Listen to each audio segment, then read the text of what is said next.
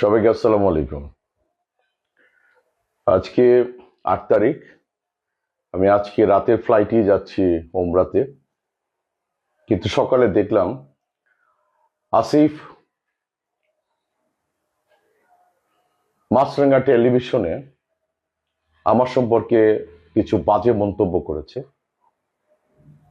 আমি কিন্তু ওর সম্পর্কে বলেছিলাম যে চেয়ারের গরম, এবং ওর ব্যক্তি, ওর পরিবার পরিজনকে নিয়ে কোনো কথা বলিনি, ওকেও খারাপ বলিনি। ওর ব্যক্তি জীবনে ও কি করে না করে সবই জানি আমি, কিন্তু আমি কিন্তু কোনো কথা বলিনি। কিন্তু ওর কোনো নোংরা জীবনের কোনো কথাই কিন্তু আমি বলিনি, এবং ভালো জীবনের কথাও আমি বলিনি। ওর পরিবারকে নিয়ে তো নাই, আমি চেয়ারের কথা বলেছি। কিন্তু আসিফ, আপনি আমার সম্পর্কে মাছরাঙা টেলিভিশনে বললেন যে নারী শাসিত। আসিফ, তুই গিয়া মৌসুমীর গিয়া জিজ্ঞেস কর আমার অবস্থান কোথায়। আমার ব্যক্তি জীবন নিয়ে তোর কথা বলার কোনো দরকার আছে? আমার ব্যক্তি লাইফ নিয়ে আমাকে নিয়ে তুই সমালোচনা কর। তা আমার কথার এতটুকু কথা, চেয়ার নিয়ে তুই সমালোচনা কর। তুই চাপ নিয়ে কথা বলস, তুই আমার ব্যক্তি জীবন নিয়ে কথা বলস, হ্যাঁ, সংসার নিয়ে কথা বলস। ওই তোর কি অবস্থা? এই আসিফ, তোর কি অবস্থা?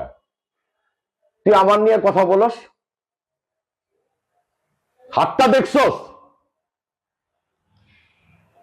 আজকে আমি ঢাকা সিটিতে আছি, ঠিক আছে? তোর যদি সাহস থাকে তুই আইসা আমার সাথে কথা বল। আমি তোরে তুমি করে কথা বলছি, আপনি করে কথা বলছি, ভদ্রভাবে কথা বলছি। পুরো বাঙালি জাতিকে আমি চ্যালেঞ্জ করলাম। তোর ব্যক্তি জীবন নিয়ে কোনো কথা বলছি? আমি ফুটবল নিয়ে কথা বলছি, আমি শুধু চেয়ার নিয়ে কথা বলছি। That's it. তোর মতো একটা ফাজিল, তুই আর্জেন্টিনা ব্রাজিল নিয়ে প্রেগনেন্ট হয়ে গেছে, আরো অনেক বাজে বাজে কথা বলস। তোর কোনো ব্যক্তিত্ব আছে? তুই আমার সম্পর্কে কথা বলস? তুই মৌসুমীর সামনে, আমার সামনে দাঁড়ায় কথা বলতে পারবি? ওই তোরে আমি কি দেখছি জানোস না তুই? বেয়াদব। এখনো ভালো হ, আল্লাহ সম্মান দিছে, বয়স হয়েছে, ভাবি অনেক ভালো একজন মানুষ, বাচ্চারা অনেক ভালো, বিয়ে শাদী দিছিস, নাতি নাতকুরের দাদা হইছিস।